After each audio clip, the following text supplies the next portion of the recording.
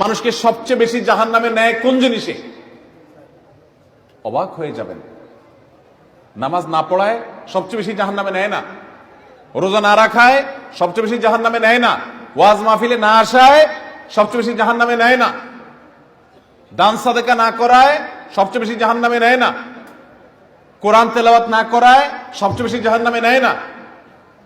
তাহলে কিসে সবচেয়ে বেশি জাহান্নামে নেয় মানুষকে? সুইলা রাসূলুল্লাহ সাল্লাল্লাহু আলাইহি সাল্লাম আন আকসারি মা ইউদখিলুন নাস আন-নার, মানুষকে সবচেয়ে বেশি জাহান্নামে নেয় কোন জিনিসে জিজ্ঞাসা করা হয়েছে।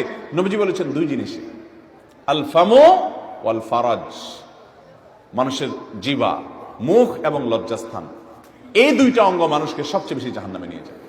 সবচেয়ে বেশি জাহান্নামে নিবে এই দুইটা অঙ্গ। নামাজ পড়ে, দাঁড়িয়েও আছে, কিন্তু ফেসবুকে তলে তলে জেনা করে, চ্যাট করে, এটা তো জেনা। মানে সে কারোর প্রতি আসক্ত, হারাম রিলেশন হয়ে গেছে, এটা মহামারীর আকার ধারণ করে। সবচেয়ে বেশি মানুষ জাহান্নামে যাবে এই পাপের কারণে, অপরাধের কারণে।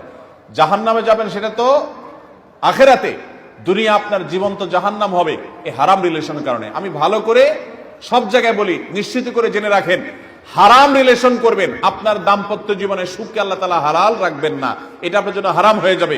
দাম্পত্য জীবনে সুখ আপনি পাবেন না। যদি কেউ পায় বিচ্ছিন্ন ঘটনা, আল্লাহ তাআলা কিছু এক্সেপশন রাখেন, সেটা ভিন্ন কথা, তবে সাধারণত এটা হয় না। অতএব আমাদের যৌবনকে আমরা হেফাজত করবো তো ইনশাআল্লাহ।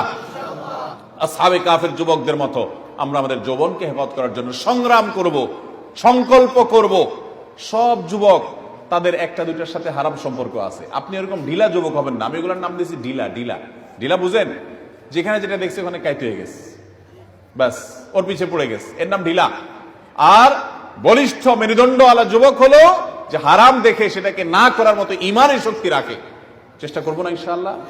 আল্লাহ আমাদের সবাইকে সেরকম ইমানের শক্তি ধারণ করার তৌফিক নসিব করুন। ভাইরা আমার, ওই যুবককে আল্লাহ তাআলা আরশের নিচে কিয়ামত দিন ছায়া দিবেন, যে যুবক কোন হারাম সম্পর্কের অফার পাওয়ার পর বলেছে, ইন্নী আখাফুল্লাহ, আমি আল্লাহকে ভয় করি, সেজন্য তোমার অফার নিতে পারলাম না। চেষ্টা করবো না ইনশাআল্লাহ? আল্লাহ আমাদের সবাইকে তৌফিক দান করুন।